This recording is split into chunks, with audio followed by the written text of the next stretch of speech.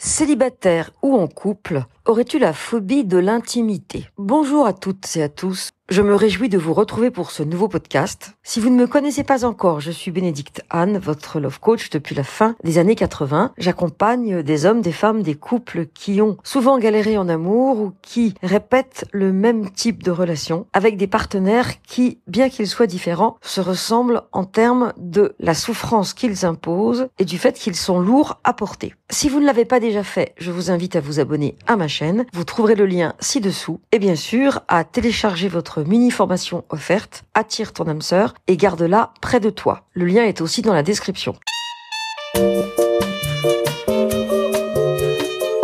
Célibataire ou en couple, aurais-tu la phobie de l'intimité? Et que vous soyez célibataire depuis trop longtemps ou que vous soyez en couple, la peur de l'intimité, la peur de se montrer, la peur que sa vulnérabilité nous mette en danger est commune à beaucoup de gens. Ce que j'ai remarqué à force d'accompagner des couples, c'est de voir à quel point souvent l'un des deux éprouve des craintes, des peurs profondes au sujet de l'intimité. Et j'ai presque envie d'appeler ça une phobie de l'intimité. Quand je parle de couple, je parle de personnes ayant une relation ensemble, que cette relation soit actuelle ou passée, c'est finalement tout ce qui se passe lorsque vous êtes en lien avec quelqu'un et que bien sûr ça ne fonctionne pas. Et c'est pourquoi je vais vous décortiquer les mécanismes qui font que ça ne fonctionne pas. Cette peur de l'intimité est très souvent inconsciente et elle est souvent dissimulée par une forme d'évitement qui permet de ne pas faire face à sa propre peur de l'intimité. Alors les peurs d'évitement, elles reposent sur 12 points que je vais analyser. Dans l'ordre ou dans le désordre, peu importe. D'abord, il y a le fait de chercher à être secouru. Ça veut dire que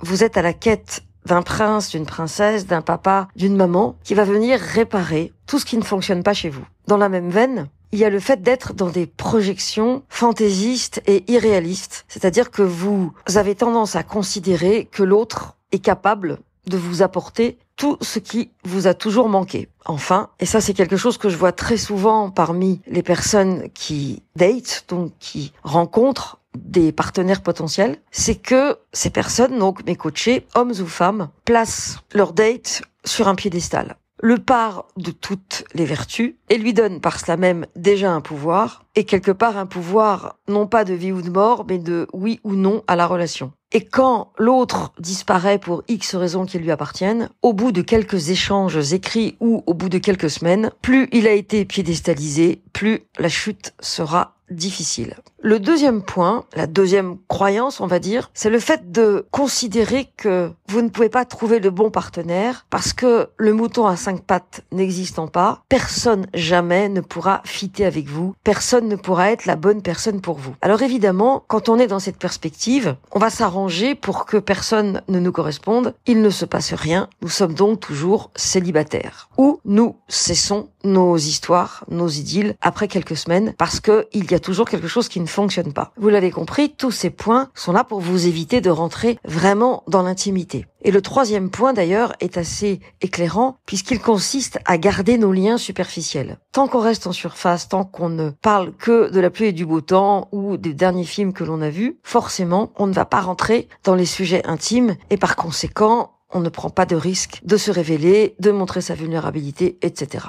Il y a une autre façon aussi d'éviter l'intimité, et ça, cela concerne les célibataires quand ils sont polyamoureux ou quand ils ont beaucoup de partenaires, mais ça concerne aussi les couples quand l'un d'eux a toujours des maîtresses ou des amants. C'est une manière différente des autres de ne pas rentrer dans l'intimité. À partir du moment où vous vous démultipliez, vous n'êtes pas focalisé sur une relation, vous n'allez donc jamais en profondeur, et d'ailleurs techniquement, vous n'en avez pas le temps. Le cinquième point consiste à rentrer dans la relation, mais on évite tout rapprochement grâce à des stratégies de distanciation. Et il y en a tellement des stratégies de distanciation que la personne qui veut être dans la relation sans sortir du bois n'aura aucun problème pour y parvenir. Le sixième point est en lien avec un podcast que j'ai fait récemment sur les femmes un peu hystériques et un peu dans la plainte. Et là, je le formulerai en disant que vous avez tellement investi vos attentes, vous avez tellement besoin de croire que ces attentes sont essentielles, que vous vous comportez avec exigence, que vous vous plaignez, voire vous piquez des crises, ou vous vous fermez comme une huître, ce qui sont différentes manières, finalement, de ne pas entrer dans l'intimité, parce que vous êtes soit complètement chez l'autre, soit complètement fermé à l'autre. Dans les deux cas de figure, vous n'êtes pas chez vous et vous ne pouvez pas rencontrer l'autre à partir de votre cœur parce que vous en avez trop peur. Le 7e point est assez classique, vous le connaissez bien. Il s'agit d'attirer des partenaires non disponibles, qui sortent d'une histoire, qui sont encore sous les griffes de leur Cruella, qui sont bien sûr en couple ou qui sont en couple avec une ex-alcoolique, un enfant malade, des parents en fin de vie qu'ils refusent de mettre à l'EHPAD et c'est tout à leur honneur, ou un job qui les absorbe. Le 8e point, vous en avez déjà entendu parler, consiste à jouer des rôles dans différents types de relations. Donc celles que j'ai remarquées qui sont les plus fréquentes, c'est la relation sauveur-victime. Donc en gros, je te sauve et « Oh, comme je suis contente, moi, tu m'as sauvé la vie ». Cela crée évidemment des liens de redevance à l'autre. Il y a aussi la relation parent-enfant. « Ah non, tu ne fais pas ça, tu n'es pas gentil ». Et je pense à ça parce qu'une de mes coachées a rencontré un homme qui coche beaucoup de cases, mais régulièrement il se comporte comme un enfant de 5 ans. Et il lui demande à ce moment-là d'être à la fois la bonne maman qu'il n'a pas eue, mais aussi il pique des crises et il dit à sa mère, à travers elle, « Pourquoi n'as-tu pas été là quand j'avais besoin de toi ?» Une autre façon de relationner, assez classique, c'est gourou-disciple. « Oh, maître, grâce à toi, je me sens vivante. Oui, mon élève, tu es mon disciple. Et avec beaucoup de temps et beaucoup de travail, tu atteindras mon niveau. » J'ai vu ce type de relation assez souvent, et ça crée chez le disciple une espèce de doute de soi, avec cette sensation qu'il ne pourra jamais arriver à faire mieux et à être regardé par le maître, / le gourou. Comme vous le savez, mon point de vue sur la confiance en soi, je vous invite à écouter les vidéos et les podcasts sur ce sujet, est un point de vue qui considère que le manque de confiance en soi, c'est la partie visible de l'iceberg. Donc évidemment, si on creuse, on va arriver dans une relation de dépendance, d'admiration, qui va nous renvoyer bien sûr à d'autres éléments de l'histoire de notre disciple. Enfin, le dernier point qui est à la fois proche, mais pas tout à fait le même, c'est la relation enseignant-étudiant. On a l'impression que ce sont les mêmes topics, mais en fait, le gourou va être spiritualisé et va donner au disciple l'envie de se dépasser. Et dans la relation étudiant-enseignant, l'étudiant n'a qu'une envie, c'est de dépasser le maître. Et le maître va d'ailleurs garder le pouvoir tant que l'étudiant n'aura pas atteint son niveau. Alors qu'avec le gourou-disciple, ça peut prendre beaucoup plus de temps pour atteindre le niveau du maître. De surcroît, encore faut-il que le maître, le gourou, intronise le disciple. Sinon, tout cela n'aura servi à rien. Le 9e point concerne les personnes qui, lorsqu'ils rentrent en relation, sont toujours dans une dynamique de domination-soumission. Ça veut dire qu'il y en a un qui domine, un qui est soumis, mais que ça peut changer. Donc selon que le pouvoir est à l'un ou à l'autre, chacun va se battre pour le récupérer et va redouter de le perdre à nouveau. Et j'ai remarqué parmi mes coachés que ce type de relation, en fait, se mettait en place dès les premiers échanges. Et parfois, ça se passe même sur le chat. Ce qui est certain, c'est que le dominant va toujours chercher une proie qui accepte sa soumission et va récupérer sa proie lorsqu'elle cherche à le quitter. C'est pas forcément de la perversion, mais parfois ça y ressemble. Le 10e point, c'est une autre forme de relation passionnelle, c'est Qui a peur de Virginia Woolf, c'est le couple Burton-Taylor, c'est le fait d'être dans une relation pleine de conflits, de drames et de combats. Ça, c'est en gros les partenaires qui se disputent en permanence. Et j'accompagne quelques couples qui sont quasiment 1 jour sur 3 dans une dispute. Un coup c'est elle, un coup c'est lui. Il y a évidemment des projections, des interprétations erronées, mais il y a comme un besoin d'exister et d'être reconnu dans sa revendication par l'autre. Le 11e point, c'est le fait d'avoir des comportements de dépendance à l'égard de l'autre, qui vont causer évidemment des conflits, de la distance ou de l'évitement. Plus je suis en demande, plus l'autre va me le reprocher, ou alors va s'éloigner de manière à ne pas être confronté à cette espèce de biberonnage abyssal qui lui demande de remplir un vide que personne ne peut remplir, à part la personne qui est bien sûr en dépendance. Le 12e point, enfin, consiste à croire que nous ne sommes pas dignes d'amour. Et ça nous renvoie au 2e point, c'est-à-dire que nous pensons que nous ne pourrons pas trouver le bon partenaire, parce que personne ne nous correspond. En fait, dans le 2e point, c'est plutôt personne n'est à ma hauteur, alors que dans le 12e point, là, ce qui se joue, c'est personne ne peut m'aimer car je ne suis pas assez bien. Ce sont les deux faces d'une même médaille et on arrive évidemment au même résultat. Maintenant, ce qui serait intéressant, c'est de voir, à travers ces 12 comportements qui tendent à éviter l'intimité, qu'est-ce qui se joue derrière, quelles sont les craintes par rapport à l'intimité qui sous-tendent toutes ces stratégies d'évitement. J'en ai identifié 6 qui, à mon avis, font à peu près le tour de la question. En 1, il y a la peur du rejet. de ne pas être compris, de ne pas être pris en charge et de ne pas être soigné. C'est la peur d'un enfant qui autrefois n'a pas été la priorité de ses parents parce qu'il y avait d'autres urgences dans la famille. Le deuxième point, c'est la peur de révéler et d'exposer des parties de soi honteuses, en tout cas des expériences qu'on a vécues, des violences qu'on a subies ou des considérations sur nous-mêmes dans lesquelles nous nous méprisons. Et ces endroits honteux, ces porteurs de honte en fait, qui sont en nous, nous leur crachons dessus, nous les évitons, nous ne voulons pas en entendre parler. Nous ne faisons pas la paix avec eux et nous nous comportons avec eux comme ceux qui nous les ont fait vivre se sont comportés autrefois. Du coup, au lieu d'aller voir ce qui se joue, nous préférons mettre à distance ces parts de nous. Par conséquent, nous ne les rencontrons pas et nous ne pouvons que fuir toute notre vie. Le troisième point est un grand classique. C'est la peur de nous perdre dans l'autre personne ou dans la relation. C'est-à-dire que c'est plus simple souvent d'être sans partenaire parce qu'en étant sans partenaire, on ne prend pas le risque de souffrir. Alors qu'avec un partenaire, nous risquons de tomber dans la dépendance affective, de ne vivre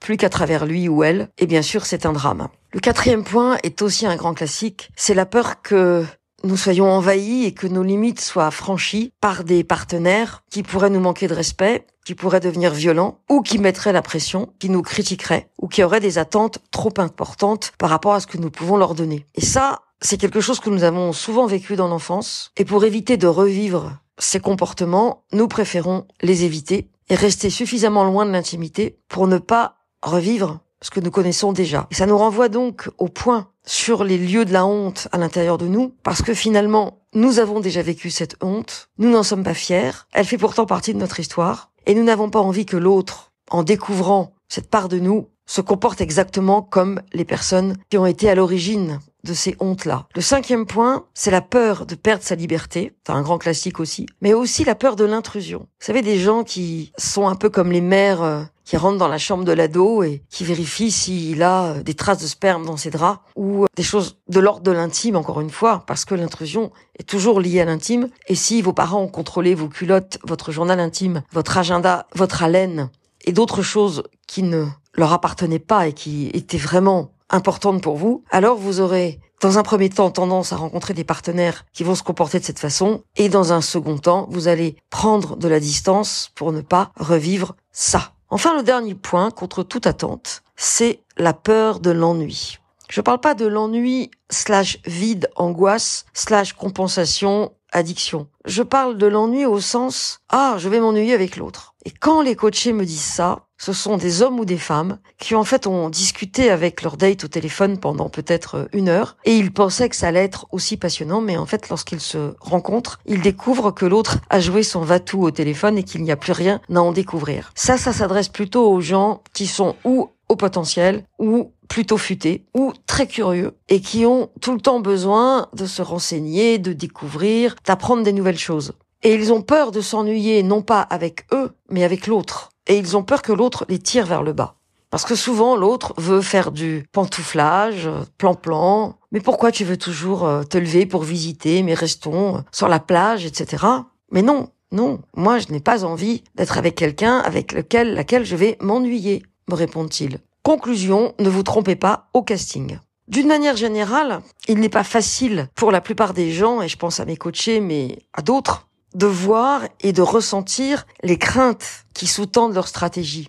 Elles rencontrent des personnes pas disponibles et ça leur est très compliqué de voir que c'est pas par hasard qu'ils choisissent des personnes non disponibles, mais que le pas par hasard dissimule évidemment des craintes, des peurs et que c'est tellement plus simple de penser que c'est la faute de l'autre. Souvent d'ailleurs, mes coachés ont l'impression qu'ils sont des victimes et que ils sont tombés sur la mauvaise personne et ils ont du mal à assumer leurs responsabilités dans ce qui se passe dans leur relation. Pourtant, au bout de la 5e personne qui a le même comportement, on peut se poser les bonnes questions. Il est même d'ailleurs rare qu'ils reconnaissent un modèle qui se répète. Et derrière ce modèle, il y a évidemment la motivation inconsciente qui va les pousser à choisir ce type de partenaire qui aura ce type de comportement. Donc souvent, non seulement ils se prennent pour des victimes, mais en plus, ils ne voient pas la répétition du pattern, comme disent les Québécois. Le pattern, c'est un schéma. Pour autant, la prise de conscience de la phobie de l'intimité, qui est un point essentiel évidemment pour en sortir, et surtout des peurs qui la génèrent, vont vous aider à ne pas croire et prendre pour argent comptant toutes les excuses bidons que votre environnement, en gros, utilise pour expliquer pourquoi ils ne trouvent pas l'amour de leur vie. Et dans le genre grosses excuses à 2 balles. Ils vont vous dire que les problèmes qui sont dans cette relation existante ou dans leur relation passée sont liés au hasard, mais qu'ils y sont pour rien. Et dans ce cas-là, quand vous avez l'impression que l'autre vous raconte toutes ces histoires galères, mais qu'il n'y était pour rien, que c'est la faute de l'autre, moi, je vous invite à ne pas vous perdre en essayant de résoudre des dynamiques de pouvoir non résolues chez eux et à vous préserver. En ce qui me concerne, j'accompagne des couples et je sais qu'il existe des approches qui mettent l'accent sur les techniques pour corriger ce qui ne va pas. Ce que je trouve plus intéressant, c'est de se concentrer sur les blessures de la peur, de la honte, de l'abandon, de la peur de l'engloutissement et de la méfiance, et de voir comment ces blessures vont influencer la façon dont nous cherchons l'amour et bien sûr les dynamiques en place lorsque nous sommes dans une relation. De mon expérience, c'est là que la transformation peut se produire, parce qu'elle va à la racine des problèmes. Les problèmes et les stratégies que j'ai mentionnées jusqu'à présent, les exemples que je vous ai donnés, ne sont que des symptômes. En d'autres termes, la partie visible de l'iceberg. La racine, le noyau, ce sont ces blessures qui n'ont jamais été ressenties, jamais été visitées et bien sûr rencontrées. Et me semble-t-il, pour être heureux en amour, que l'on soit célibataire ou en couple, c'est important de pouvoir mener un travail intérieur et que chacun doit mener ce travail pour que lorsque la rencontre se produit, bien chacun prenne sa responsabilité et sa part, et lorsque l'on est en couple, que chacun aussi s'empêche, comme disait Camus. Un homme, ça s'empêche. Ça veut dire ne se sert pas de l'autre comme d'une projection sur patte ou d'un punching ball. En explorant nos blessures et en reconnaissant leur impact sur nos relations, ça marche évidemment aussi bien pour les amis, le travail que les amours, nous ouvrons la voie à des relations fonctionnelles plutôt que dysfonctionnelles et surtout, nous évitons de rester dans nos stratégies et d'utiliser l'autre personne pour régler des problèmes qu'elle ne peut pas régler puisqu'ils viennent de très loin dans l'enfance, ou surtout de ne pas trouver la bonne personne comme excuse à notre manque d'amour. Ah, je n'ai pas rencontré l'amour. C'est normal, je n'ai pas rencontré la bonne personne. Si je la rencontrais, ma vie changerait. Une véritable intimité, une intimité profonde, exige de la compréhension, de la persévérance, de l'engagement. Et nous aurons peut-être l'occasion d'en reparler dans un prochain podcast. Merci d'avoir écouté cet audio jusqu'au bout. Merci de le liker s'il vous a plu, de le partager si vous pensez qu'il peut aider des personnes de votre environnement. Et à très vite pour une nouvelle vidéo ou un nouvel audio. Normalement, chaque mardi et chaque vendredi, avec sans doute une seule vidéo par semaine au mois d'août en fonction de mon inspiration.